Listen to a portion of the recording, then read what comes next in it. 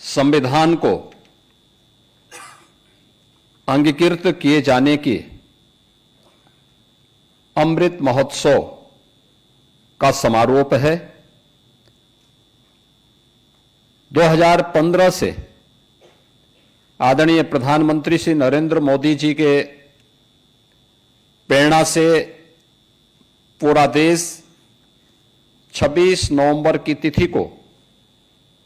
संविधान दिवस के रूप में आयोजित करती है। मैं सर्वप्रथम इस अवसर पर भारत के संविधान के शिल्पी बाबा साहब भीमराव अंबेडकर की स्मृतियों को नमन करते हुए आप सभी को, पूरे प्रदेशवासियों को इस अमृत महोत्सव वर्ष पर, जो संविधान के 75 वर्ष यानी संविधान के निर्माण के 75 वर्ष पूर्ण होने के उपलक्ष्य में आयोजित हुए थे, और आज संविधान दिवस की भी हृदय से बधाई देता हूं। आज का दिन हम सब के लिए महत्वपूर्ण इसलिए भी है, जैसे कि आपने पूर्व के वक्ताओं को और जो एक शॉर्ट फिल्म यहां पर दिखाई गई है उसमें भी देखा है। भारत का संविधान 1946 में हुए संविधान सभा के चुनाव के उपरांत गठित एक संविधान सभा ने भारत के संविधान का निर्माण किया था, जिसकी अध्यक्षता डॉक्टर राजेंद्र प्रसाद जी, जो बाद में भारत के राष्ट्रपति बने, उनकी अध्यक्षता में बनी हुई संविधान सभा ने जो अलग अलग समितियां बनाई थी, उसमें ड्राफ्टिंग कमेटी के अध्यक्ष के रूप में इस संविधान को कितनी धाराओं में, कितने उपबंधों में कैसे संयोजित करना है, उस ड्राफ्टिंग कमेटी के अध्यक्ष के रूप में बाबा साहब भीमराव अंबेडकर की भूमिका अत्यंत महत्वपूर्ण भूमिका थी। जैसा कि यहां पे बताया भी गया कि 2 वर्ष 11 महीने और 18 दिन भारत के संविधान के निर्माण में लगे, और भारत के संविधान निर्माण में जिन भी स्वाधीनता संग्राम सेनानियों ने अपना योगदान दिया और उस क्षेत्र के विशेषज्ञों ने इसमें अपना सहयोग किया, आज उसी का परिणाम है कि दुनिया के अंदर सबसे बड़ा संविधान, भारत की अनेकता को एकता में जोड़ने वाला संविधान अगर किसी के पास है तो हम सब भारतवासियों को बाबा साहब भीमराव अंबेडकर के द्वारा निर्मित इस संविधान पर गौरव की अनुभूति करनी चाहिए। बाबा साहब भीमराव अंबेडकर, उन्होंने उस समय भी जब इस संविधान की मूल प्रति को लेकर के उनकी समिति संविधान सभा के पास गई थी, उस समय भी उन्होंने इस बात को कहा था कि यह संविधान एक दस्तावेज है जो भारत की विविधता को एकता में जोड़ने में सदैव एक मार्गदर्शिका के रूप में पूरे देश का नेतृत्व प्रदान करेगी। और हम सब भारतवासियों को इस पर गौरव की अनुभूति होनी चाहिए कि संविधान लागू होने के यह अमृत महोत्सव वर्ष वर्तमान में चल रहा है, और संविधान अंगीकृत किए जाने का अमृत महोत्सव वर्ष का समारोह आज यहां पर आयोजित है। और इस अवसर पर हम लोग यहां पे इस आयोजन के साथ जुड़े हैं। हर संस्था में, हर पंचायत में इस प्रकार के आयोजन करके संविधान की प्रस्तावना का वाचन सभी संस्थाओं के द्वारा करने का एक प्रयास हुआ है। प्रधानमंत्री मोदी जी ने 2015 में संविधान दिवस के पीछे पूरे देशवासियों को इस बात के लिए प्रेरित किया था। अक्सर होता है कि हम में से हर व्यक्ति स्वतंत्र भारत का नागरिक होने के बाद स्वतंत्रता की उस वास्तविक कीमत को विस्मृत किए जा रहे हैं, क्योंकि हमने स्वाधीनता की लड़ाई को अपनी आंखों से नहीं देखा, हमने उन क्रूर यातनाओं को नहीं सहा। परिणाम क्या है? हर व्यक्ति केवल अपने अधिकार की बात करता है, लेकिन अधिकार तब संरक्षित होते हैं, अधिकार तब सुरक्षित होते हैं और अधिकार संपन्न कोई व्यक्ति तब होता है जब वह स्वयं अपने कर्तव्यों का निर्वहन करने की आदत डाले। कर्तव्य के बगैर अधिकार नहीं हो सकता, और जिन लोगों ने भी कर्तव्य के बगैर अधिकार प्राप्त करने का प्रयास किया है, वहां पर लोकतंत्र नहीं, वहां पर कोई ना कोई तानाशाह उस पूरी व्यवस्था को अपनी गिरफ्त में लेकर के वहां के आम नागरिकों के मौलिक अधिकारों को रौंदता हुआ दिखाई देता है। लेकिन भारत इस मामले में सौभाग्यशाली है कि भारत ने अपने संविधान को हमेशा लागू होने के बाद सर्वोपरि मान करके सदैव इसको सम्मान दिया। अपने स्वाधीनता संग्राम सेनानियों को, अपने प्रतीकों को सम्मान दिया और संविधान की उन मूल भावनाओं को, जिन मूल भावनाओं पर आधारित भारत का संविधान बना हुआ है, उसको अपने जीवन का हिस्सा बनाने का प्रयास किया। जब भी कोई देश अपनी इन मूल भावनाओं को सम्मान देते हुए आगे बढ़ता है, उसको विकसित होने में कोई रोक नहीं सकता। याद रखना, आजादी के अमृत महोत्सव वर्ष में प्रधानमंत्री मोदी जी ने देशवासियों के सामने विकसित भारत की एक संकल्पना रखी। विकसित भारत के लिए प्रधानमंत्री जी ने यही कहा था कि हर भारतवासी के सामने जब देश अपनी आजादी के 100 वर्ष पूरा कर चुका होगा, अभी हम 75 वर्ष में, लेकिन 2022 में उन्होंने कहा था कि 75 वर्ष हमारे आजादी के पूर्ण हो रहे हैं, लेकिन जब देश अपनी आजादी के 100वें वर्ष में जाएगा तब हमें कैसा भारत चाहिए। अगर हमें विकसित और आत्मनिर्भर भारत चाहिए तो इसके लिए हर भारतवासी को चाहिए कि वो उन पंच प्रणों के साथ जुड़े, जो पंच प्रण हमें हमारे दायित्वों का एहसास करा सके। ये पंच प्रण जिसमें हर व्यक्ति के लिए यह आवश्यक था कि वह गुलामी की मानसिकता से मुक्त हो। हर व्यक्ति के लिए आवश्यक था, हर व्यक्ति के लिए आवश्यक हो कि वह अपने सैनिकों का सम्मान करें। हम सब सुरक्षित इसलिए हैं, यह देश सुरक्षित इसलिए है क्योंकि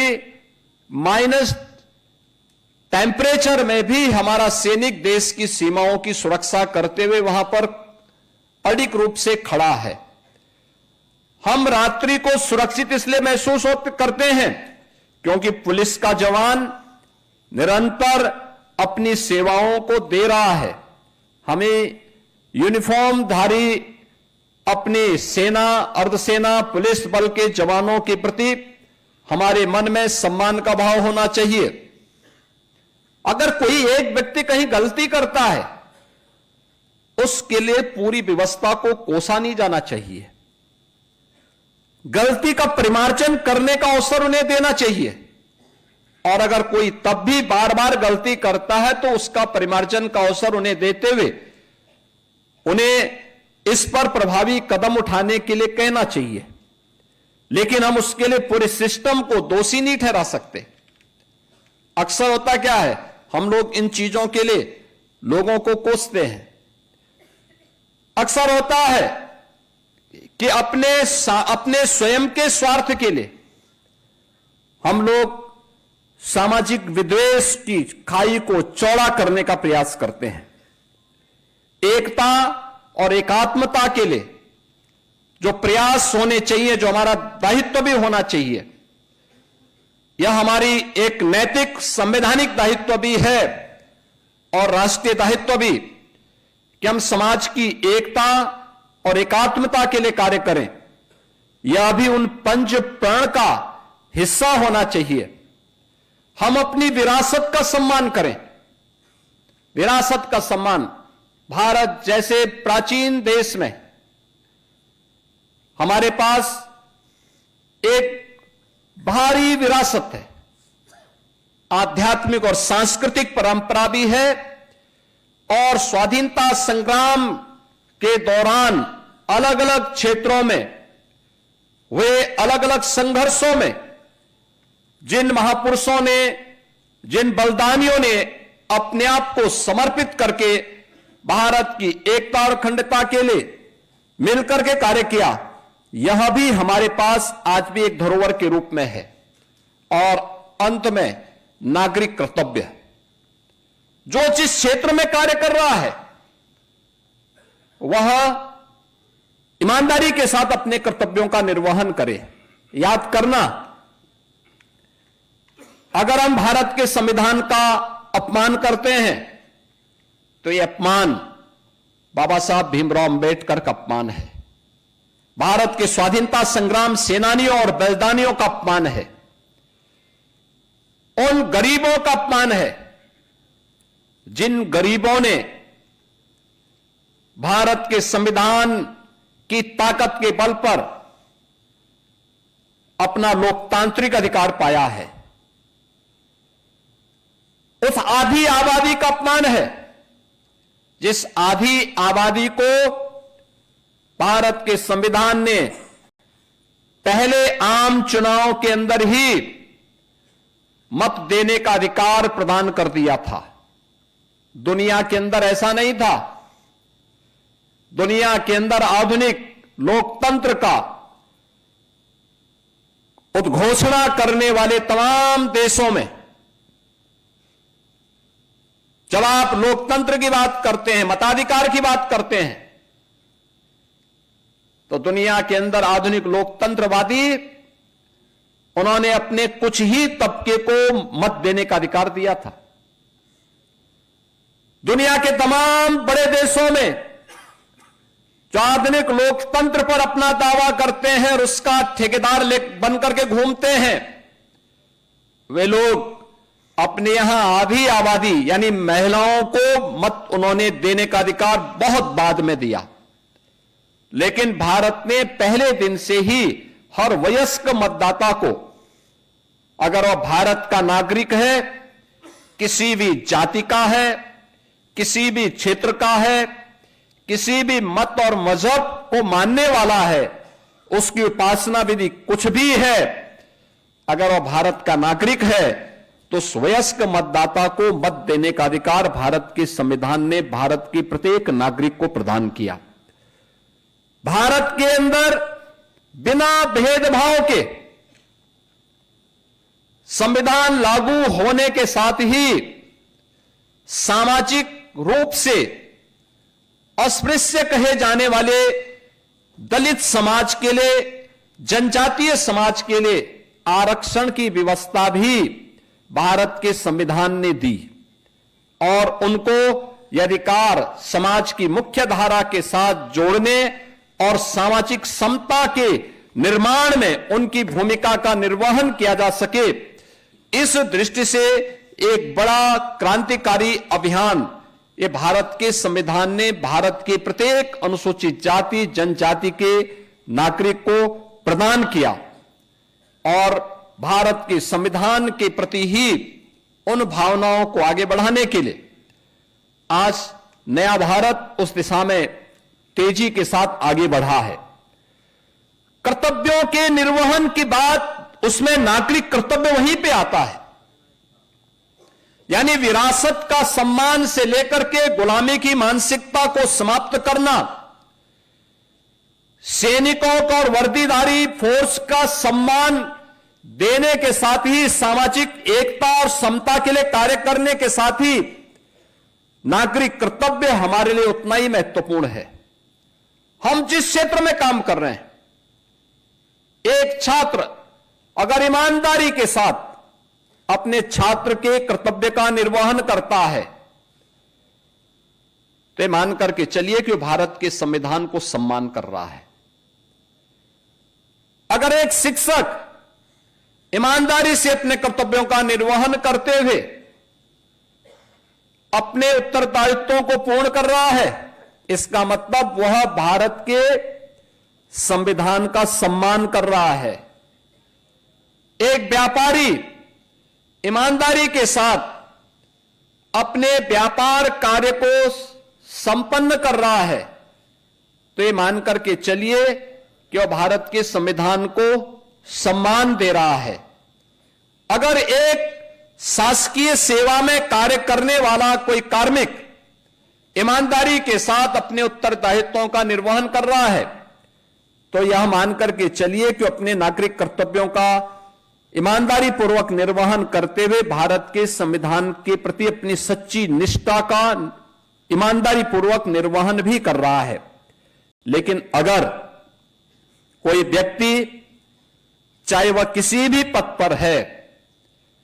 अगर वह ईमानदारी के साथ अपने उत्तरदायित्वों का निर्वहन नहीं कर रहा है तो इसका मतलब वह भारत के संविधान का अनादर कर रहा है, वह भारत के स्वाधीनता संग्राम सेनानियों का निरादर कर रहा है। अगर वह भारत की विरासत का अपमान करता है तो यह केवल विरासत का अपमान नहीं बल्कि यह भारत के स्वाधीनता संग्राम सेनानियों, उन हुतात्माओं, बलिदानियों का भी अपमान है जिन्होंने अपना सर्वस्व न्यौछावर देश की आजादी के लिए किया था। अगर वह एक यूनिफॉर्मधारी फोर्स का अपमान कर रहा है, उनके विरुद्ध टिप्पणी कर रहा है तो यह अपमान भारत के संविधान का भी अपमान है, यह भारत के स्वाधीनता संग्राम सेनानियों का भी अपमान है, यह भारत की व्यवस्था का भी अपमान है। अगर वह व्यक्ति गुलामी की मानसिकता को धारण करने के लिए भारत के नागरिकों को बाध्य कर रहा है या किसी भी तबके को उस मानसिकता के साथ संचालित करने का प्रयास कर रहा है तो मान करके चलिए कि वह भारत का अपमान कर रहा है, भारत के स्वाधीनता संग्राम सेनानियों, भारत के नागरिकों का अपमान कर रहा है। अगर समाज में जाति के नाम पे, क्षेत्र के नाम पे, भाषा के नाम पे विद्वेष की खाई को चौड़ा करके अराजकता और अव्यवस्था पैदा करने का प्रयास कर रहा है तो ये मान करके चलिए कि वह भारत का अपमान कर रहा है, भारत की उस एक बार फिर से उन स्थितियों की ओर ले जाने का प्रयास कर रहा है जो भारत को कमजोर कर रहा है। यह भारत के संविधानविदों का, भारत के संविधान निर्माताओं का अपमान है, बाबा साहब भीमराव अंबेडकर का अपमान है। और जब हम अपने कर्तव्यों का ईमानदारी पूर्वक निर्वहन नहीं करते तो यह भी एक प्रकार से संविधान निर्माताओं का अपमान है। जब एक छात्र ईमानदारी से अपना पाठ समय पे पूरा नहीं करता तो अपने उन महापुरुषों का अपमान कर रहा है। जब एक शिक्षक ईमानदारी से अपने छात्र को संस्कारित नहीं कर पा रहा है तो मान करके चलिए कि वह बाबा साहब भीमराव अंबेडकर और संविधान निर्माताओं का अपमान कर रहा है। जब एक सरकारी कार्मिक अपने पत्रावली का समय से निस्तारण नहीं करता है, ये मान करके चलिए कि वह भारत के संविधान निर्माताओं का अपमान कर रहा है, उनका अनादर कर रहा है, भारत के संविधान का अनादर कर रहा है। और ये पंच प्रण इसलिए प्रधानमंत्री जी ने विकसित भारत के लिए, भारत के प्रत्येक नागरिक के लिए आवश्यक माने। इसका आधार हमारा संविधान है। भारत का संविधान, भारत के संविधान की वो मूल प्रति, उस संविधान की मूल प्रति को जिसे 26 नवंबर 1949 को बाबा साहब भीमराव अंबेडकर की नेतृत्व की ड्राफ्टिंग कमेटी ने संविधान